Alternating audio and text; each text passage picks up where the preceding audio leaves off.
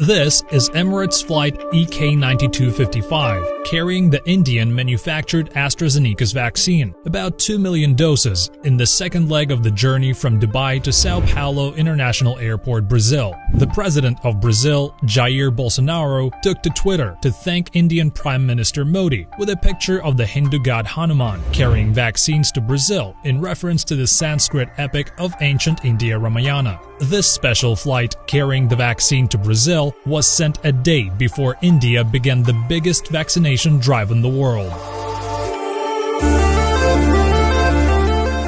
Just last week, a video of Canadian MP Michelle Garner questioning Canadian Procurement Minister over contacting India to procure COVID-19 vaccines went viral. Does the minister know if the Prime Minister has reached out to the Indian government? I do not know. Thank you. She doesn't know. That's frightening. The sad reality is that a lot of countries are facing mounting challenges to procure vaccines, with many countries increasingly looking up to India to fulfill their inoculation programs. Being the leader of a small Caribbean island with a population of 72,000 people, I do not fancy my chances of getting such a swift, positive response to my request. India has been sending out vaccine doses in large numbers to other countries under the Vaccine Maitri initiative. This shipment of 2 million doses of vaccine to Brazil marked the start of India's export of vaccine. Just to give you a perspective of the shortages of vaccine globally and how India is stepping in to fulfill the demand, while Canada is still on track to get 6 million doses of Pfizer and Moderna vaccines by the end of March, India, on the other hand, has already supplied around 15.6 million vaccine doses to 17 countries like Bhutan, Maldives, Bangladesh, Nepal, Myanmar, Mauritius, Seychelles, Sri Lanka, the UAE, Brazil, Morocco, Bahrain, Oman, Egypt, Algeria, Kuwait, and South Africa. All of these vaccines were given free of cost by India, and India is planning to gift 500,000 doses of coronavirus vaccines to CARICOM countries, that is the Caribbean Community, and another 200,000 doses each to Nicaragua and the Pacific Island states. Apart from the 17 countries who already received India's vaccine, 30 other countries are now reaching out to India for the coronavirus vaccine. All this in addition to India planning to vaccinate around 300 million of its own people by July of this year. That's almost the entire population of the United States. Not too long ago, I remember reading doomsday predictions about Indian health crisis. A New York-based foreign affairs magazine anticipated a quote-unquote catastrophe in India, with Boston Review claiming India's response to be a quote-unquote humanitarian disaster. The Scientific American Journal said that, quote, India is in denial about the COVID-19 crisis, and BBC went all the way in proclaiming that, quote, Delhi is heading for a disaster. This headline from BBC is now 3 months old. A quick look at the figures shows rapidly increasing COVID-19 cases in Europe, with the United States averaging a whopping 100,000 cases every single day, and reports coming out of the UK recording 1,564 daily deaths, with new, highly infectious coronavirus variant being discovered in the UK and South Africa, not to mention the vaccine shortages in all of the West. In the meantime, India has had a steady decline of cases, with only 145,000 active cases, the lowest since June of 2020, and now the country is well on its way to vaccinating not only millions of its own citizens, but also the world. In comparison, the top three in terms of active cases, being the US, the UK, and France, have a combined coronavirus active cases of around 14.6 million.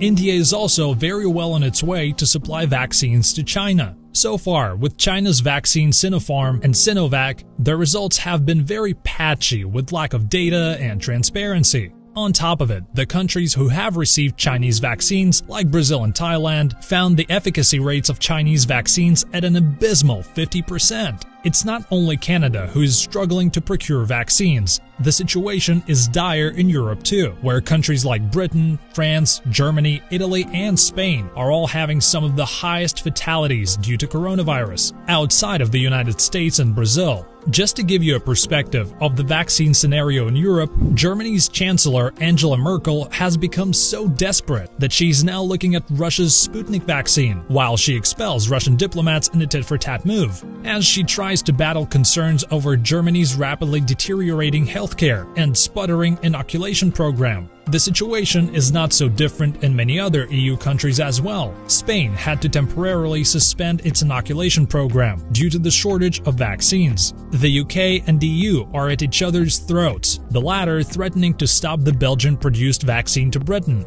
As vaccine production falls, the situation seems calamitous in EU, with daily skyrocketing cases and deaths, and many EU countries and UK entering strict lockdown. It's natural that the leaders in these countries are under tremendous pressure to secure the rights to the vaccines. It seems like a new vaccine war is brewing in Europe, when countries in EU, the UK, and elsewhere are struggling to vaccinate their own people. How is India able to not only vaccinate its own citizens, but also gift millions of doses of vaccines to other countries? How is India able to do all that?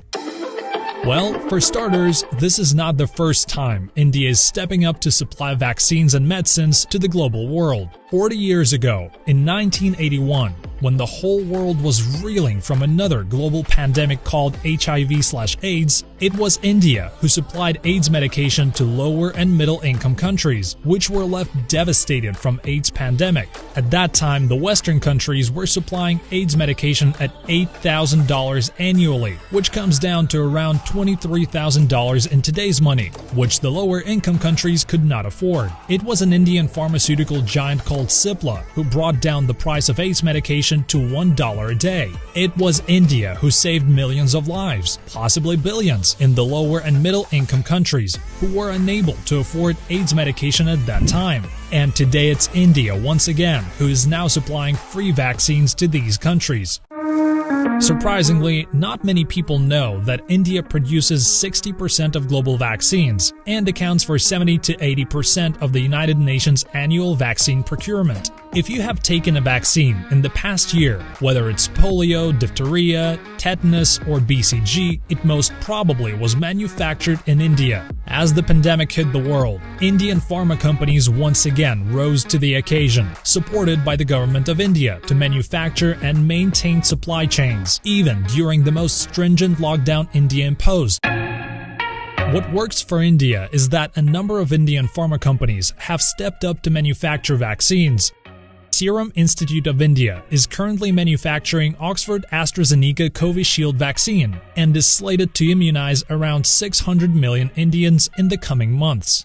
At the moment, Serum Institute of India has 50 million doses quality tested and ready to be rolled out. The company plans to ramp up production to a whopping 100 million doses a month from March this year.